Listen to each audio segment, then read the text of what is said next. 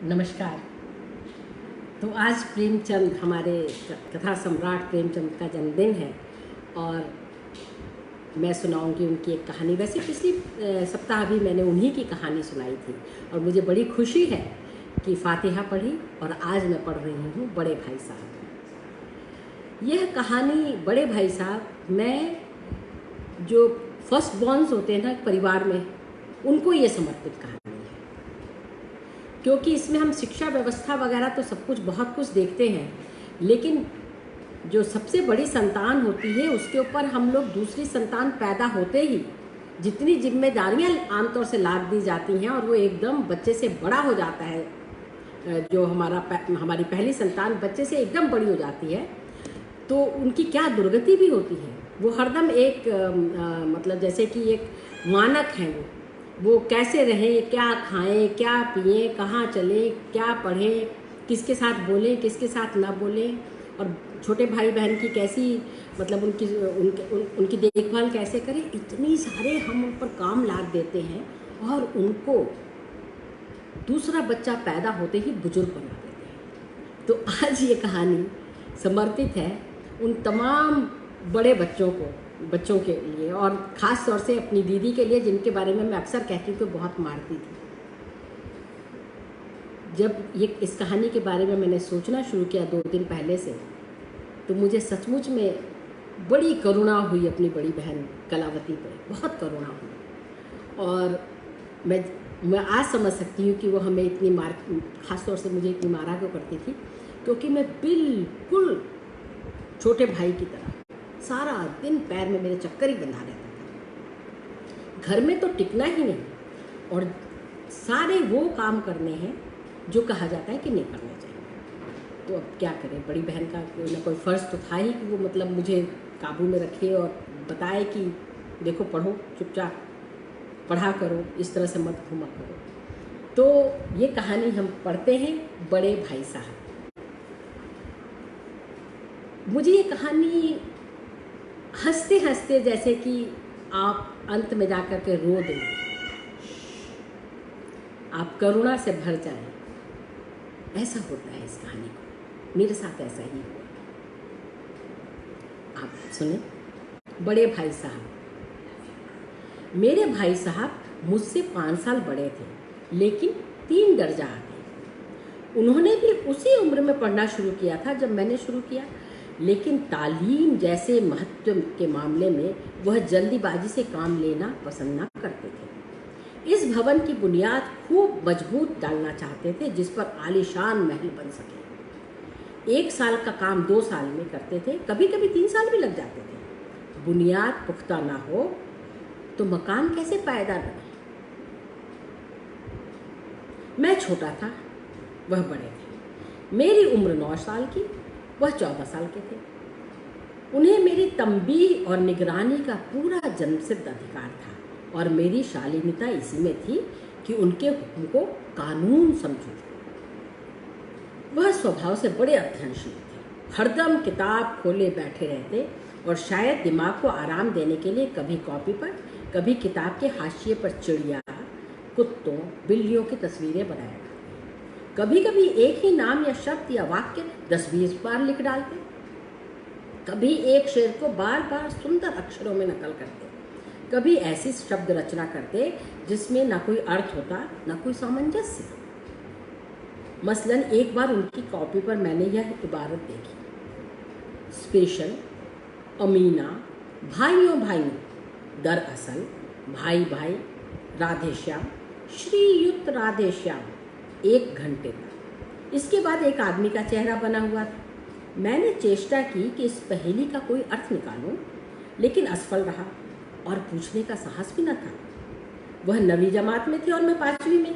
उनकी रचनाओं को समझना मेरे लिए छोटा मुंह बड़ी भारी।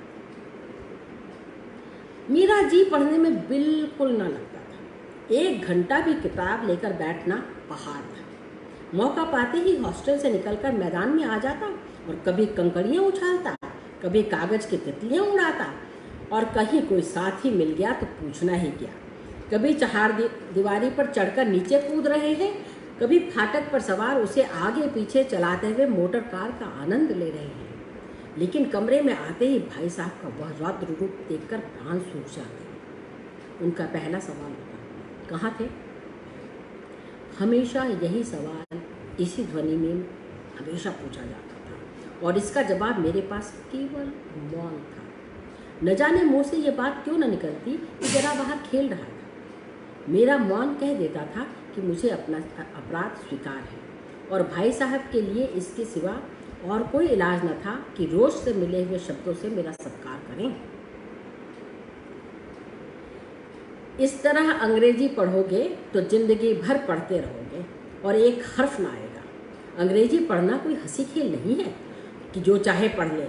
नहीं, ऐरा गैरा नत्थु खेरा सभी अंग्रेजी के विद्वान हो जाते। यहाँ दिन रात आंखें फोड़नी पड़ती हैं और खून जलाना पड़ता है, तब कहीं यह विद्या आती है। और आती क्या है? हाँ, कहने को आ जाती है।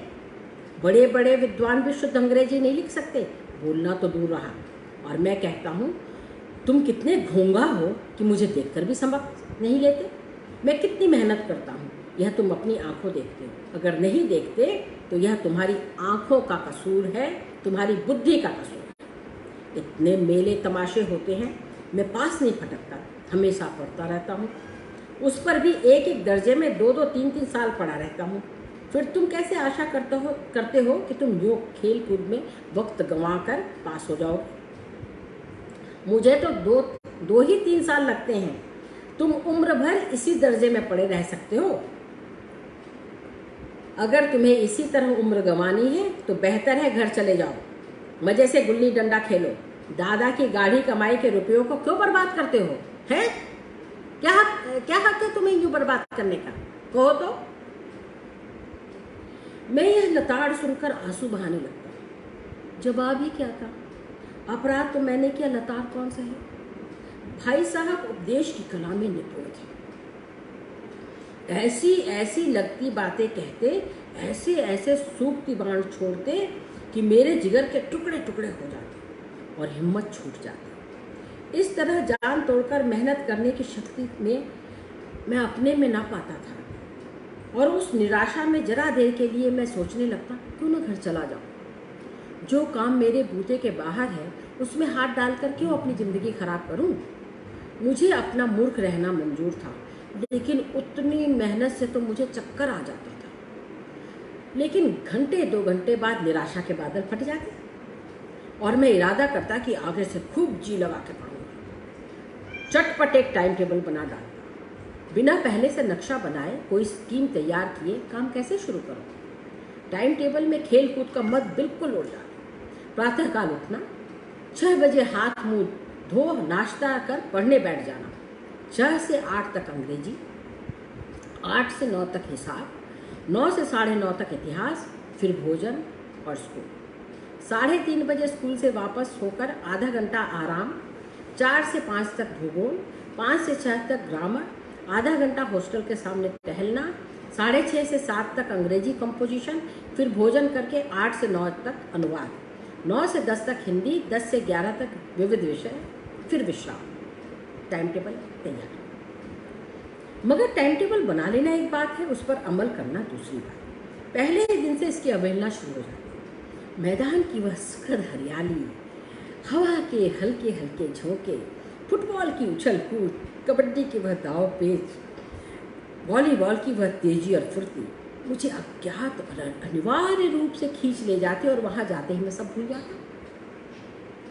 वह जानलेवा टाइम टेबल, वह आंख फोड़ पुस्तकें किसी की याद न रहती और फिर भाई साहब की नसीहत और फजीहत का अवसर मिल जाता। मैं उनके साए से भागता, उनकी आंखों से दूर रहने की चेष्टा करता।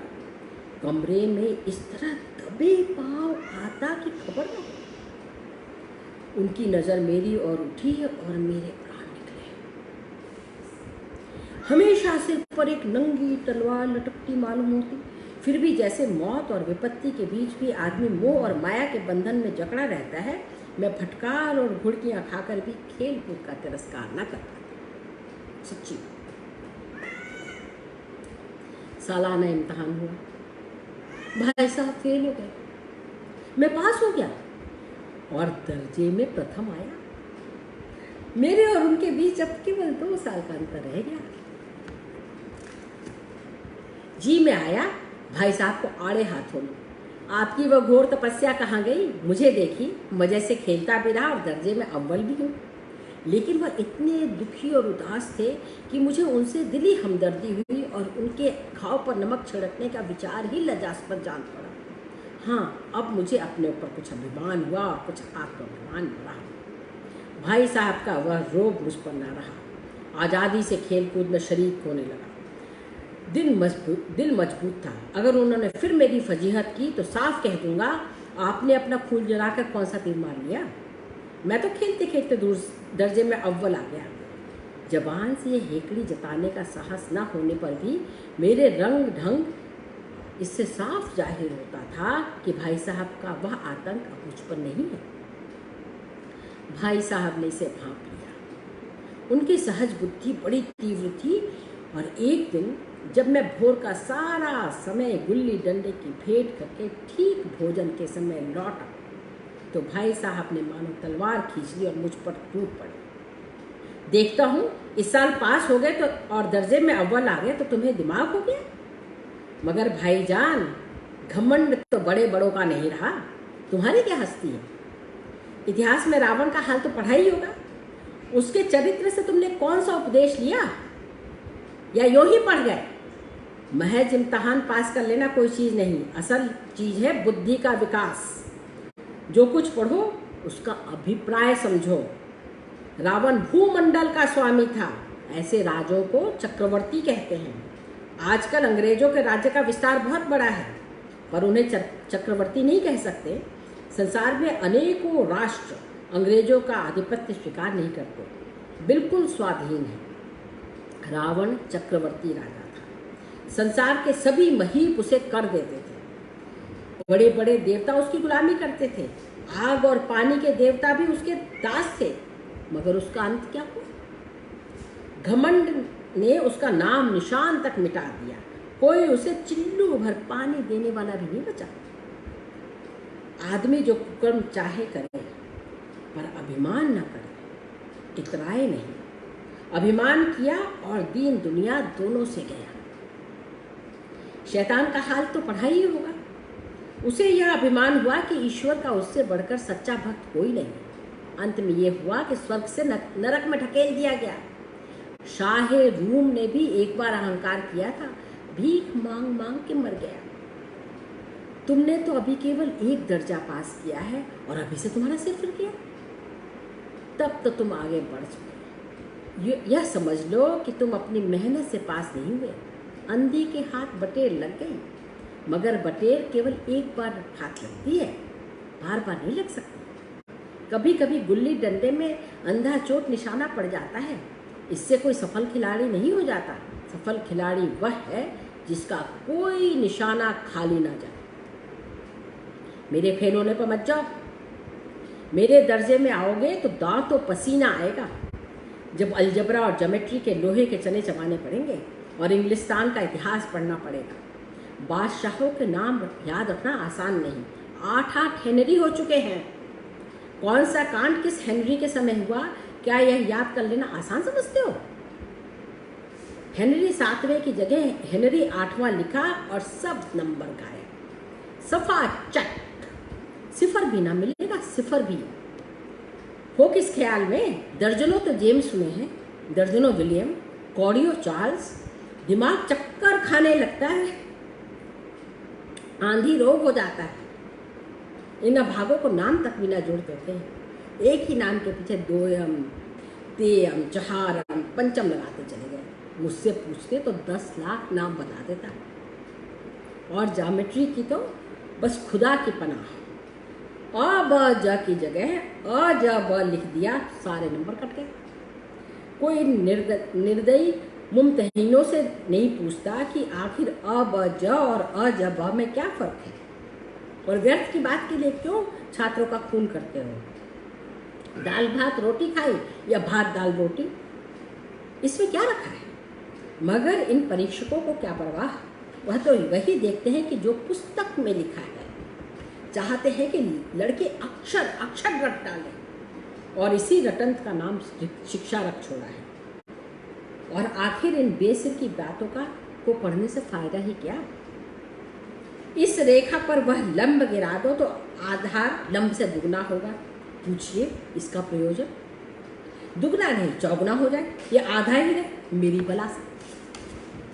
लेकिन परीक्षा में पास होना है तो यह सब खुराफात याद करने पड़ेंगे। कह दिया समय की बर्बादी पर एक निबंध लिखो जो 4 पन्नों से कम ना हो। अब आप कॉपी सामने खोले, कलम हाथ में लिए उसके नाम को रोइए। कौन नहीं जानता कि समय की बर्बादी बहुत अच्छी बात, समय की पाबंदी बहुत अच्छी बात है।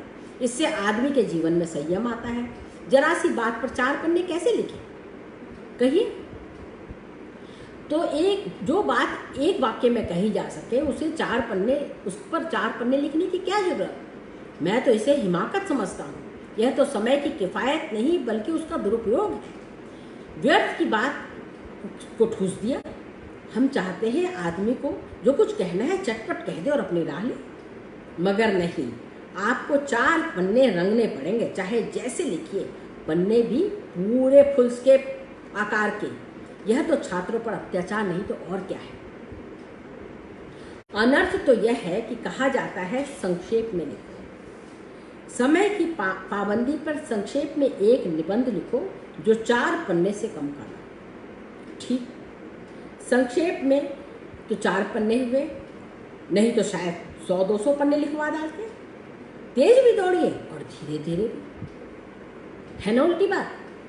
बालक भी इतनी सी बात समझ सकता है, लेकिन इन अध्यापकों को इतनी भी तमीज़ नहीं। उस पर दावा है कि हम अध्यापक हैं। मेरे दर्जे में आओगे लाला तो ये सारे पापड़ बेलने पड़ेंगे, तब आटे दाल का भाव मालूम होगा। इस दर्जे में अव्वल आ गए हो तो ज़मीन पर पाँव नहीं रखते। इसलिए मेरा कहना मानिए, लाख फेल हो गया हूँ लेकिन तुमसे बड़ा हूँ। संसार का मुझे तुमसे ज़्यादा अनुभव है। जो कुछ कहता हूँ उसे गिरह बांधिए, नहीं आप पछताएंगे। स्कूल का समय निकट था, नहीं ईश्वर जाने वह उपदेशमाला कब समाप्त होती। भोजन आज मुझे निस्वाद सा लग रहा था। जब पास होने पर यह तिरस्कार हो रहा है तो फेल हो जाने पर तो शायद प्राण ही ले लिए जाए। भाई साहब ने अपने दर्जे की पढ़ाई का जो भयंकर चित्र खींचा था उसने मुझे भयभीत कर दिया। कैसे स्कूल छोड़कर घर नहीं भागा, यही ताज्जुब है। लेकिन इतने तिरस्कार पर भी पुस्तकों में मेरी अरुचि ज्यों की त्यों बनी रही। खेल कूद का कोई अवसर हाथ से न जाने देता।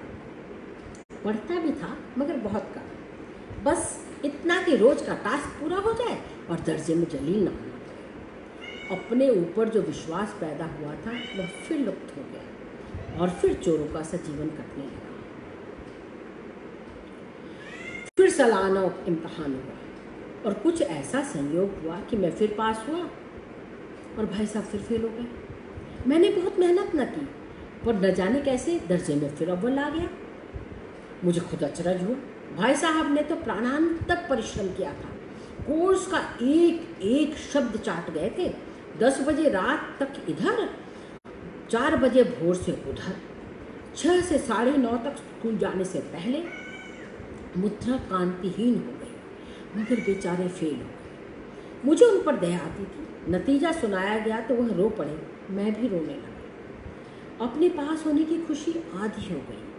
मैं भी फेल हो गया होता तो भाई साहब को इतना दुख न होता, लेकिन विधि की बात कौन टाले। मेरे और भाई साहब के बीच अब केवल एक दर्जे का अंतर रह गया। मेरे मन में एक कुटिल भावना उदय हुई, कहीं भाई साहब 1 साल और फेल हो जाएं तो मैं उनके बराबर हो जाऊं। फिर वह किस आधार पर मेरी फजीहत करेंगे। लेकिन मैंने इस कमीने विचार को दिल से बलपूर्वक निकाल डाला। आखिर वह मुझे मेरे हित के ही विचार से तो डांटते हैं। मुझे इस वक्त अप्रिय लगता है अवश्य, मगर वह शायद उनके उपदेशों का ही असर हो कि मैं दनादन पास होता जाता हूँ और वह भी इतने अच्छे नंबरों से। अब की बार भाई साहब कुछ नर्व पर बढ़ गए थे।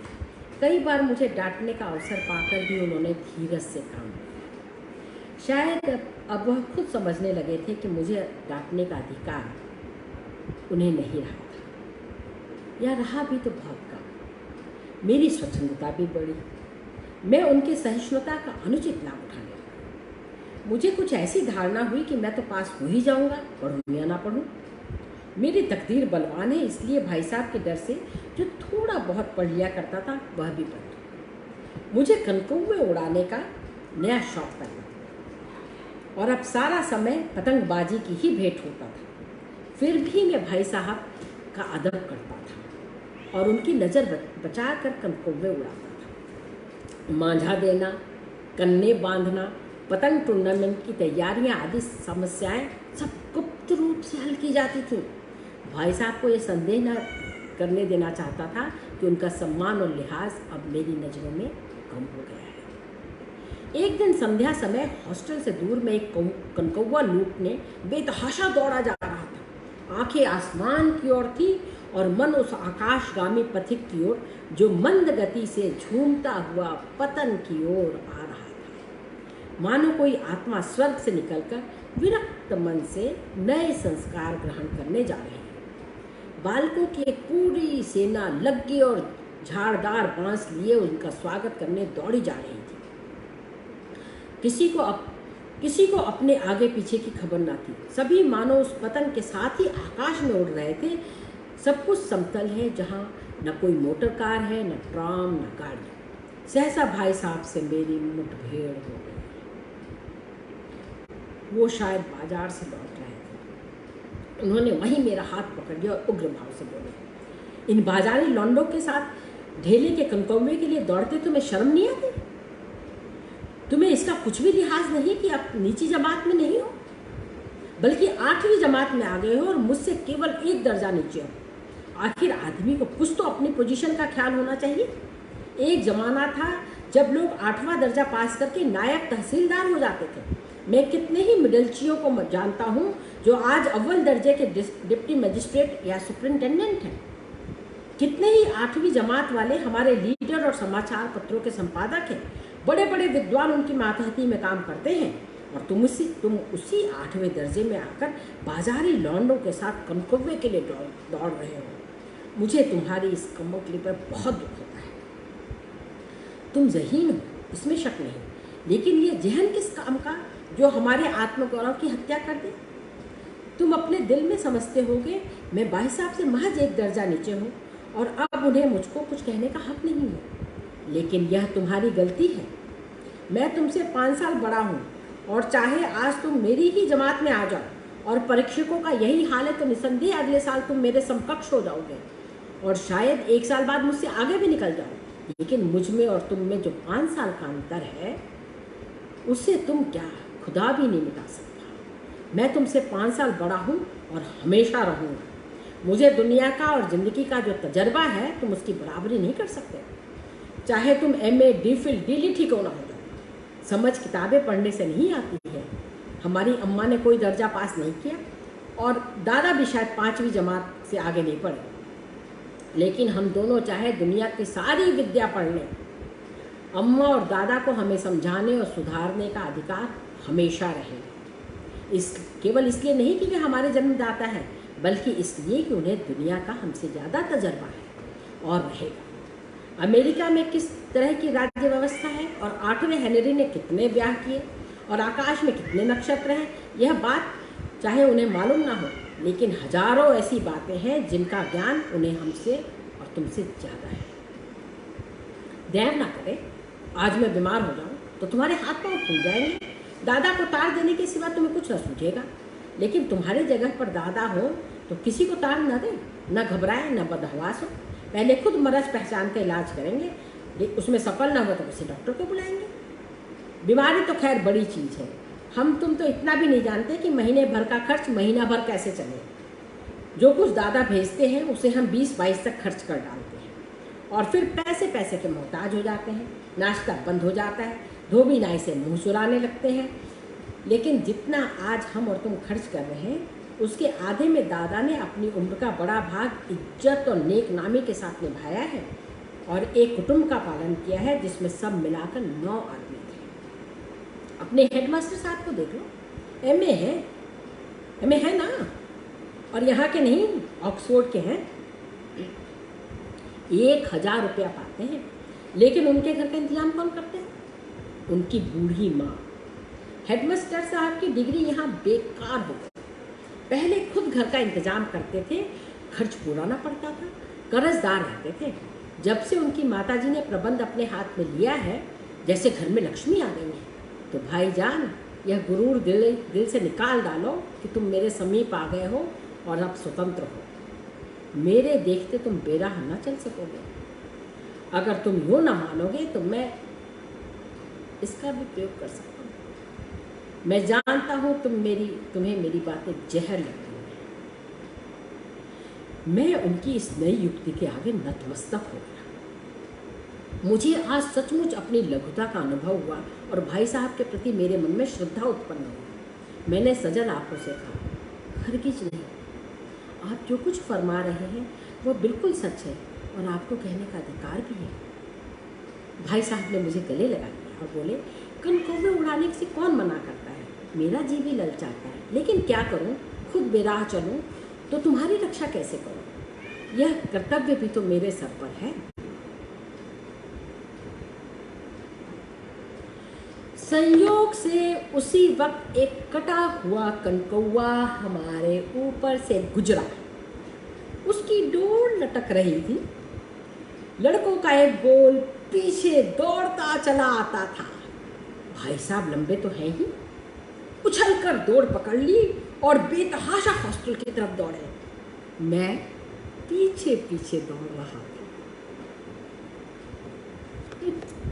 नमस्कार। आप लोग मेरा चैनल सब्सक्राइब करना ना भूलें। कहूँ एक प्रसंग, और यह भी कि कल इसी समय मैं एक और कहानी सुनाऊंगी आप लोगों को। हम प्रेमचंद जयंती मना रहे हैं और प्रेमचंद हमारे समय के सबसे बड़े कथाकार हैं। तो कल मैं सुनाऊंगी आप लोगों को जुलूस। आइएगा तो बहुत ही अच्छा लगेगा, क्योंकि ये कहानी मैं नहीं पढ़ती, ये कहानी आप लोग मुझसे पढ़वाते हैं।